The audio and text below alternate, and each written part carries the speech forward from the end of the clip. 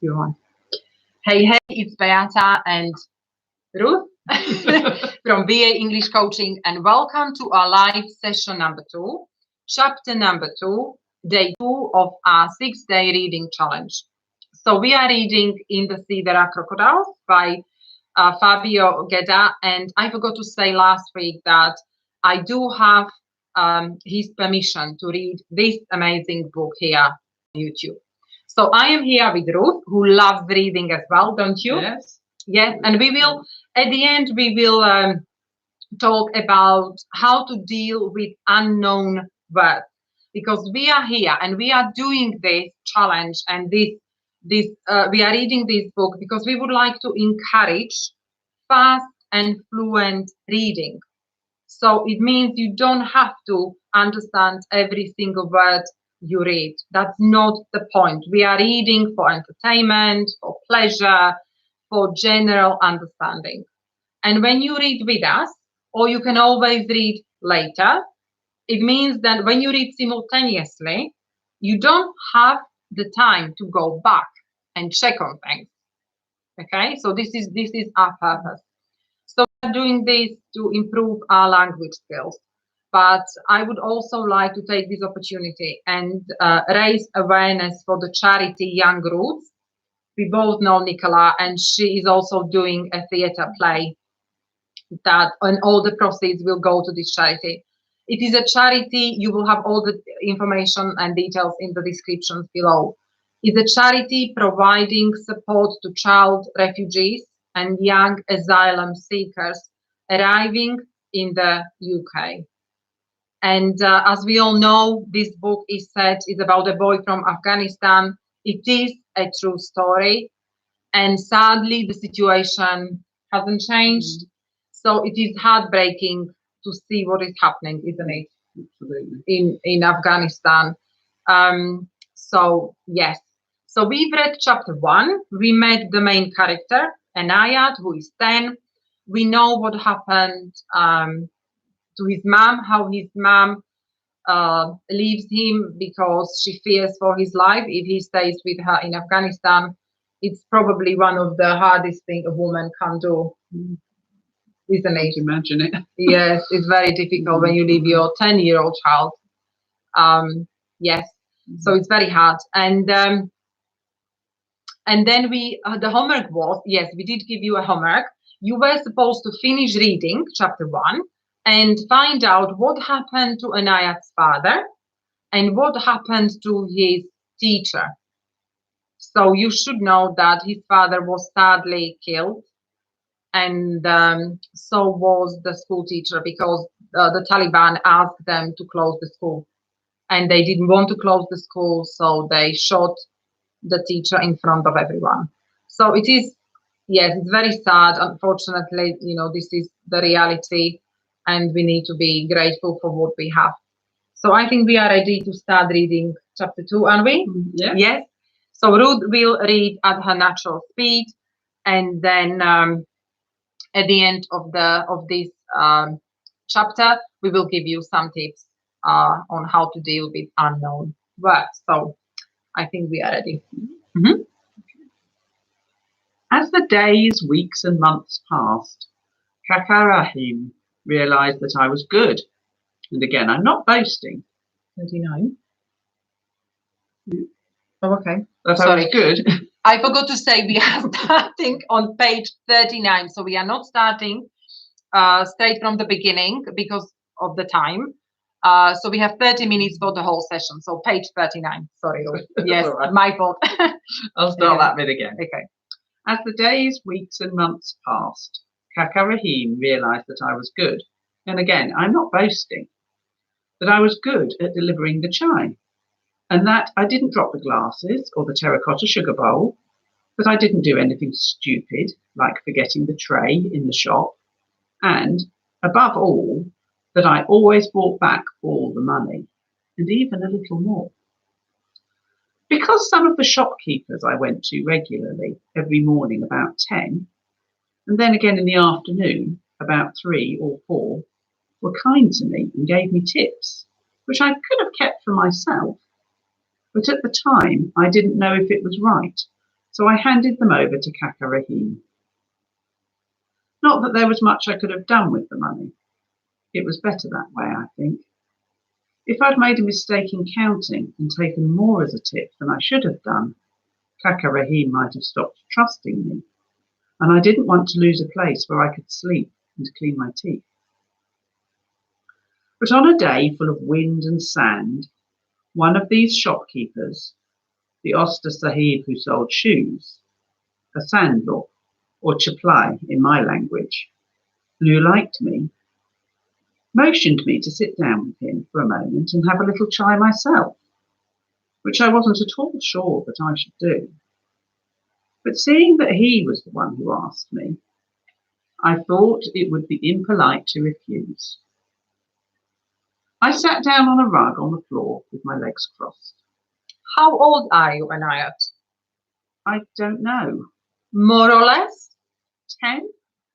You've been working at the Samawat for some time now, haven't you, Enaiat? Nearly 6 months, Oster Sahib. 6 months? He looked up at the sky, thinking. Nobody's ever stayed that long with Rahim, He said. That means he's pleased. Kaka Rahim never says he's pleased with me, Afarin, he said. If he doesn't complain, Enaiat, that means he is very pleased. I believe you, Oster Sahib. Now, I'm going to ask you a question, and you have to tell me the truth, all right? I nodded. Are you pleased with your work at the Samawat? Am I pleased that Kaka Rahim gave me work? Of course I'm pleased. He shook his head. No, I didn't ask if you are pleased that Rahim gave you work. Of course you are. Thanks to him, you have a bed, something to eat in the evening, a cup of yogurt for lunch. I asked if you like the work, if you've ever thought of changing. To do different work? Yes. What kind of work? Selling, for example. Selling what? Whatever you want. Like those boys with those wooden boxes down in the bazaar, Oster Sahib. Like them? Like them. I thought of it, yes, the first day, but I didn't know the language well enough. I could do it now, but I wouldn't be able to buy the merchandise. Haven't you put any money aside? What money? The money Rahim pays you for your work at the Samawat. Do you send it home or do you spend it? Oster Sahib, I don't get any money for my work at the Samawat, just the chance to live there. Really? May I be struck that skinflint Rahim doesn't even pay you half a rupee? No. Lanad Bashaitan. Listen, I'm going to make you a proposition. At the Samawat, you are paid with food and a place to sleep, nothing else. But if you work for me, I'll give you money. I'll buy you the merchandise, you sell it, and then we share the profit. If you make 20 rupees, I take 15 and you take 5. Your money. What do you say? You'll be able to do what you like with it. But Kaka Rahim won't let me sleep at the Samawat anymore. That's not a problem. There are plenty of places in the city where you can sleep. Really? Really. I was silent for a while, and then I asked Oster Sahib if I could stand up and take a walk around the block to think it over. It was break time, and maybe the children's cries would help me find the right answer. The only thing that made me hesitate was that I was very small, as small as a wooden teaspoon. It would be easy for anyone to rob or cheat me.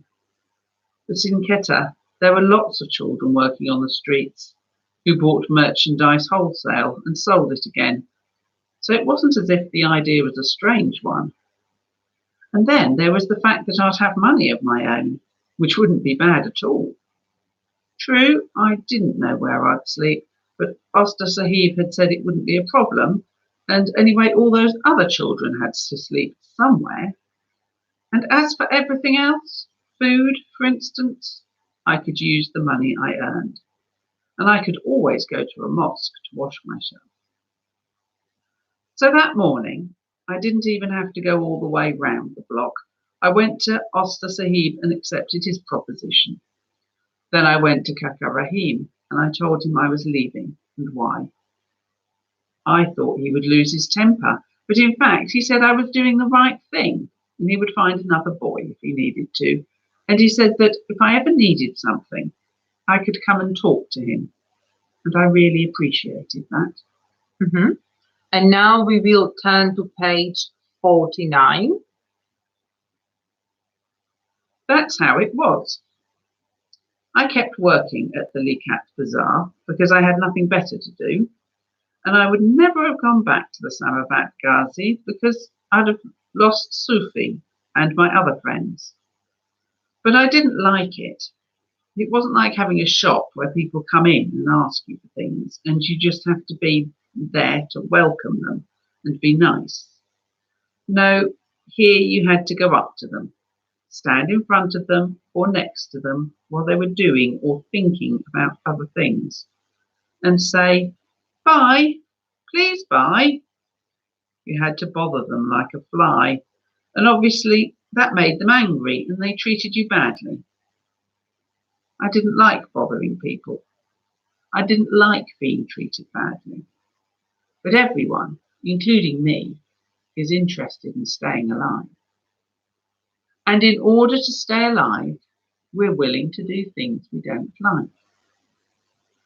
I had even come up with a few original ideas to force people to buy, and they seemed to work.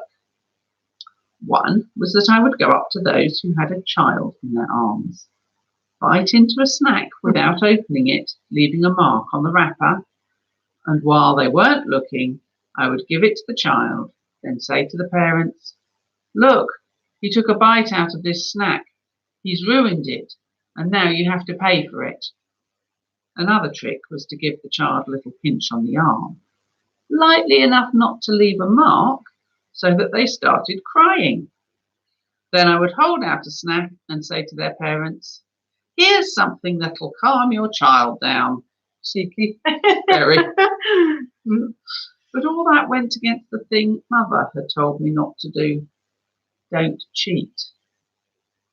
Apart from that, the big problem was where to sleep. When it got dark, the boys and I would hole up in one of the more squalid neighbourhoods on the outskirts of Quetta. Abandoned houses about to collapse, drug addicts behind the cars, fires, garbage. I was very dirty. But every morning, even before looking for something to eat, I would go to the mosque to wash myself, and then walk past the same school as before. I didn't skip a day, as if I felt I'd be playing truant if I did. One afternoon I talked to Osta Sahib, the shopkeeper I'd gone into business with, and told him I wanted to quit and that I'd rather look for other work because I couldn't stand sleeping in the street anymore. Without saying a word, he took a piece of paper and did the accounts. Then he told me how much I'd earned so far. I couldn't believe it. He took the coins and notes and put them into my hand. It was quite a bit of money. I'd never had so much money in my life. And then he said, "If the problem is where to sleep, come to the shop in the evening before I close up. I'll let you sleep here." "In the shop?" "In the shop." I looked around. It was a clean place, with rugs on the floor and cushions propped up against the wall. There was no water and no toilet, but there was a mosque nearby where I could go in the morning. I accepted. In the evening, I would arrive at the shop before 7, and he would pull down the shutter. He wouldn't leave me the keys, so I had to stay in there all night until he came to open up the next day. and sometimes he didn't come until 10 or later. Waiting for him to come and let me out, and having nothing else to do, I remember I tried to read the newspapers he left on the counter. But I never managed to learn. I missed a page. I never managed to learn Urdu well.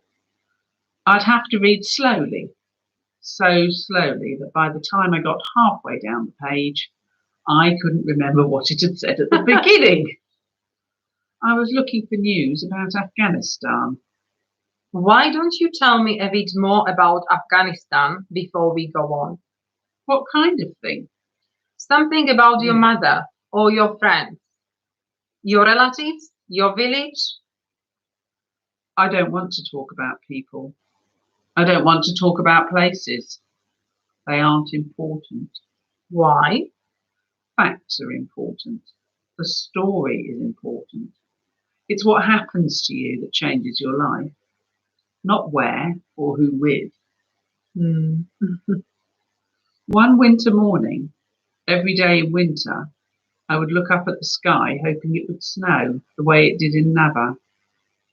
But although winter in Geda was so cold it could take your skin off, it was the worst thing possible for winter without snow.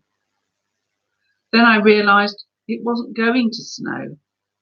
I cried as I'd never cried up to that point. Anyway, one winter morning, I went into a shop that sold plates and glasses and asked the shopkeeper for a drop of water. He looked me up and down as if I was an insect, and then said, First, tell me who you are. Are you Shia or Muslim? Theoretically, they're the same thing. So it was a really stupid question. I got angry. Patience has its limits, even when you're a child no taller than a goat. First, I'm a Shia, I said. Then I'm a Muslim. Or rather, I added, first I'm a Hazara, then a Shia, then a Muslim. I could easily have told him I was a Muslim and left it at that. But I said what I said just to spite him. He took a broom and started beating me with the stick, very hard, without mercy. He hit me on my head and back. I ran out of the shop screaming, partly from anger and partly from pain, and the people who were there just stood around and did nothing. I bent down and picked up a stone and threw it into the shop. Such a well-aimed, accurate shot that if an American had seen me, he'd have immediately hired me to play in a baseball team. I didn't want to hit the shopkeeper, just break a few plates and glasses. He hid under the counter to dodge the stone, and the stone shattered all the things displayed in a wooden cabinet behind him. I ran off and never once went back to that street.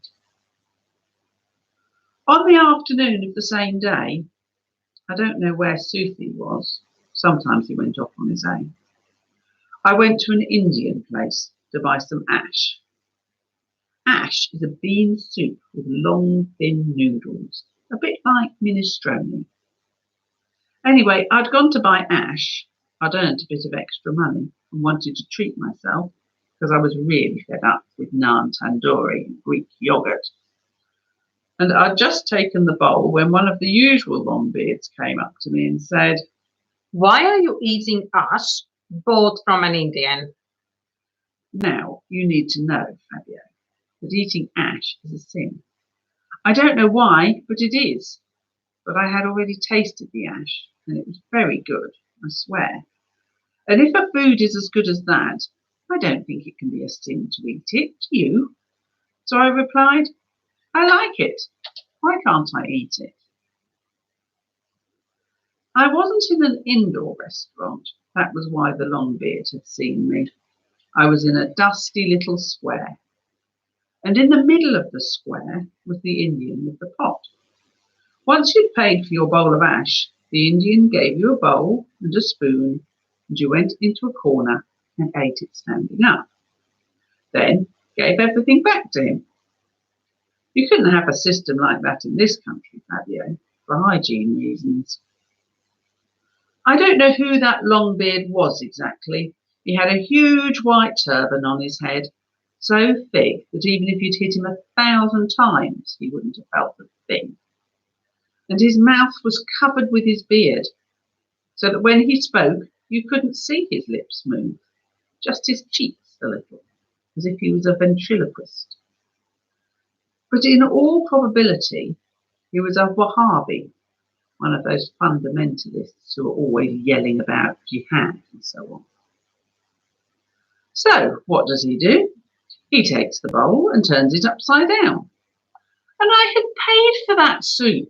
It was my soup. But all I could do was look at the soup drying on the ground and a cat eating my beans. That's it, I thought. I was fed up with being treated badly.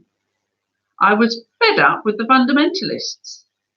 The police who stopped you and asked you for your passport, and when you said you didn't have one, took your money and kept it for themselves. And you had to give them the money straight away, otherwise they took you to the police station and punched and kicked you. I was fed up risking my life. Like that time I was saved by a miracle from a fundamentalist attack because we boys from the Likrat Bazaar hadn't gone to pray in the biggest Shia mosque in Qatar, as we usually did. And I'm not even sure why we didn't that day. But sometime later, we heard a very loud explosion and ran to see. We were told that 2 suicide bombers had tried to get in. One had been stopped, but the other had succeeded. They'd both blown themselves up. 19 people had died inside and outside the mosque. So I was told. I met a lot of boys who were going to Iran or who had come back from Iran. They said things were better in Iran than in Pakistan, which I didn't doubt. I'd have sworn that anywhere on earth was better than Qatar. And that there was much more work in Iran. And apart from that, there was the question of religion. They were Shia, the Iranians I mean, which was better for us Hazara, for the stupid reason that brothers in religion treat each other better. As though, as far as I'm concerned, you should be kind to everyone and shouldn't have to check their identity card or religious affiliation. I heard these voices in the air, as if broadcast through a loudspeaker, like a muezzin's prayer.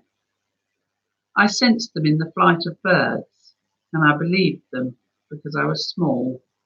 When you're small, what do you know of the world? Listening and believing were the same thing. I believed everything people told me. So when I heard those things, that the Iranians were Shia and they treated you well and there was work, and when I saw Afghan boys in the street who'd been in Tehran or Qom and now had money in their pockets and clean hair and new shoes and trainers instead of slippers, whereas we Hazaras who worked at the Likrat Bazaar stank like goats. I swear to you, when I saw these boys stop for a night at the Samavat Ghazi and reflected that they'd been like me once, whereas now they wore jeans and shirts, I made up my mind that I would go to Iran too. I went back to Kaka Rahim and I asked his advice, because of all the people I knew, he was the one who knew most about travelling. Unsmiling, smoking a cigarette as usual, the smoke clinging to his long lashes, he said I was doing the right thing going to Iran. But he said it as if doing the right thing and doing the wrong thing were the two halves of a roll which had to be eaten together without worrying about the filling. He wrote something on a piece of paper, a name, and handed it to me. Go and talk to him, he said. It was the name of a people trafficker, and I had to introduce myself to him as a friend of Kaka Rahim, so that he would treat me well and not be tempted to cheat me, which was something you always had to reckon with in that kind of situation. Then he went into the kitchen, put some roast chickpeas and raisins in a packet, and gave it to me, saying that he couldn't give me anything else except for his blessing, his wish that I arrived safe and sound. My mind was made up. There was no turning back. I went to say goodbye to Zaman and promised him I would always read a bit of the Quran, and if I happened to find it. I went to Osta Sahib and thanked him for everything. Then I went to find the boys in the Likat Bazaar, and I told them I was about to leave. Where are you going? Iran. And how are you getting there? With a people trafficker. I got his name from Kaka Rahim. If they catch you, you'll end up in Talicia or Sang Safed, like the old madman in the market, the one with the stones in his pocket, who spends all day rubbing them because he is convinced there's gold inside them. I was familiar with the stories circulating about Talicia and Sagsafid. Stories about beatings and abuse. I don't care, I said. I don't want to be here anymore. They say a whole lot of people die on the border because the Iranian police shoot at you, one person said. They say there's a lot of work, said another. Rumours, I said. The only thing to do is to go and see for myself. Sufi was eating dates, making big chewing movements with his mouth like a camel. He wiped his mouth on the sleeve of his Quran, slipped the bag from his back and put it down on the ground. With a leap backwards, he jumped onto a low wall, scaring away a lizard that was enjoying the sun. He was silent for a few minutes, the way he usually was, with his arms folded and his legs crossed. Then he said, "Are you sure it's a good idea?" I shrugged my shoulders. I was sure of only one thing. I wanted to leave. Ba Omidi Koda. I don't want to stay here either, said Sufi. I didn't say anything because I was hoping he'd be the one to say it. I'm coming with you, Enaiat. When we went to talk to the trafficker in a dark room filled with tar-yak smoke and a whole lot of men drinking chai and heating opium on camping stoves, he asked us for the money immediately, but we didn't have all the money he wanted. We emptied the pockets of our pehans, turning the material inside out, gathered all the coins and crumpled notes we'd managed to save, and heaped them on the table in front of him, a little hill of money. That's all we can give you, I said, not even half a rupee more. He looked us up and down for a long time as if measuring us for a suit. Your little pile of money isn't even enough to pay for a bus ticket as far as the border, he said. Sufi and I looked at each other. But there might be a solution, he went on, finishing cutting an apple and lifting a piece of it to his mouth with the knife. I'll take you to Iran, all right, but in Iran you'll have to work in a place I know. Work, I said. That's fantastic. I couldn't believe my ears. Not only was he taking us to Iran, he was also going to find us work. I'll take your wages for 3 or 4 months, said the trafficker, depending on how much your journey is going to cost me. After that, you'll be able to consider yourselves free and do what you like. Stay there if you like it, or leave if you don't. Sufi was so calm and silent. I half expected him to close his eyes and kneel in prayer.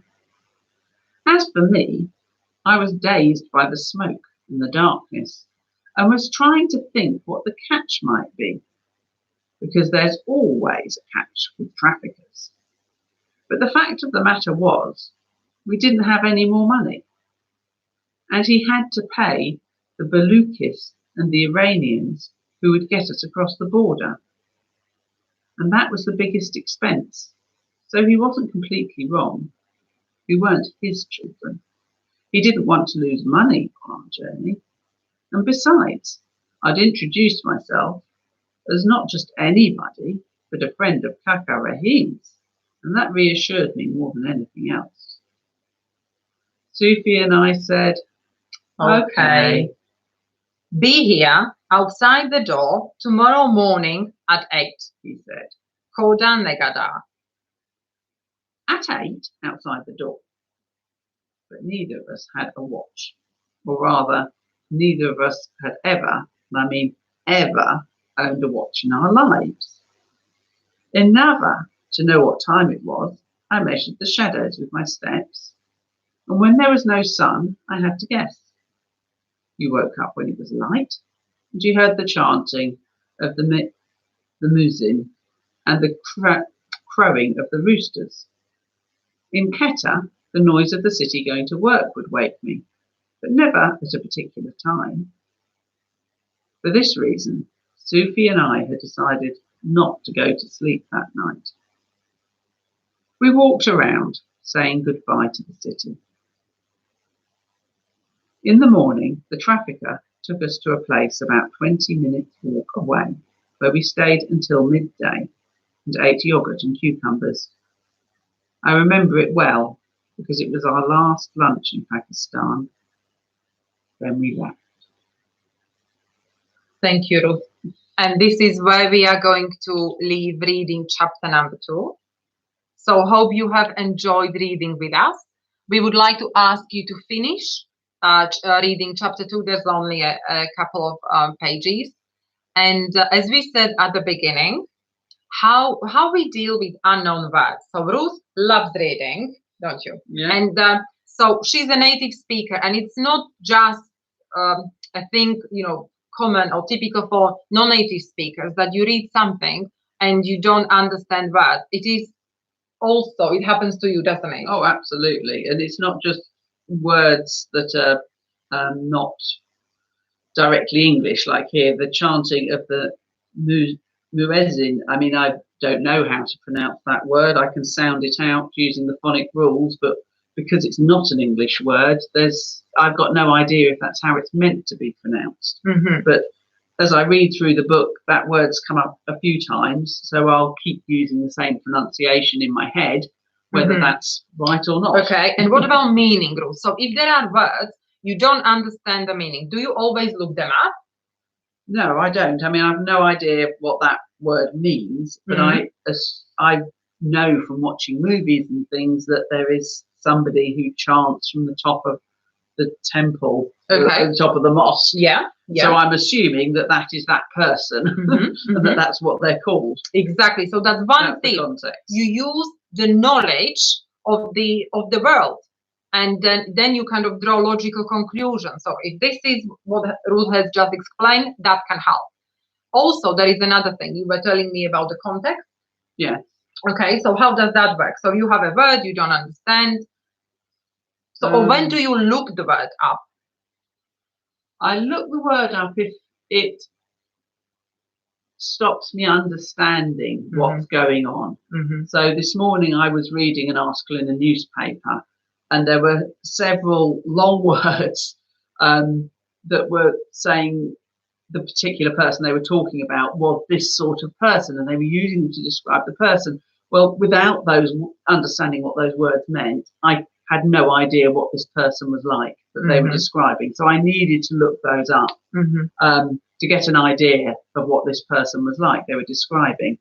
To me, sometimes, depending on, considering that was just a newspaper, I feel they should be using language that the majority of the population could understand. Yeah, maybe they are testing you. They are. Yeah. Maybe it's just vocabulary I don't come across because I don't read that sort of thing. Yeah, so I think the thing to realize is that it happens to all of us. No matter what language you read, if you are native, it just happens. It's natural. We just need to know how to deal with it. So there are these kind of techniques. And also, I'll just give you a very practical tip that you can use. So when we started on page 39, there was this word chai. I was good at delivering the chai that I didn't drop the glasses or the terracotta sugar bowl, that I didn't do anything stupid like forgetting the tray. And, you know, we have no idea what the word means. You can have a look at the position of the word in the sentence, and then this, you know, think, is it a noun? Is it an adjective? And then use the context. So later on, then they are saying that, you know, I had chai with this other person, so it must be a type of drink. And then he's not saying he didn't like it or, you know, it felt disgusting. So it must be something that tastes nice. So just draw logical conclusions from the text, and only look the word up if it's blocking. That's what Ruth said. Yeah. You know, if it doesn't make sense, then, you know, you use the dictionary. But I think from my experience, we just use dictionaries too much. And this reading is extensive. So it is for general understanding, entertainment, pleasure. And there are 3 rules when you read books like this, when you read extensively. There are 3 rules: enjoy, enjoy, and enjoy. Absolutely. I don't want to stop reading it now that I've started. Yeah. That's the trouble. I'm going back. So lovely. So there is one thing I would like to leave you. I would like to give you a homework. As I said at the beginning, there are no comprehension questions, but there is something I would like to ask you to do. You can use the comments below. Choose a quotation or a short passage, sentence that you really enjoyed, something that made you think, something that you feel, gosh, this is really powerful.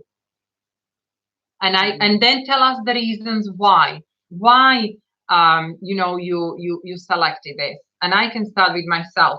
It was from chapter 1. There was this quote when his mom asked him to count the stars, and he says, it's impossible, there's too many of them.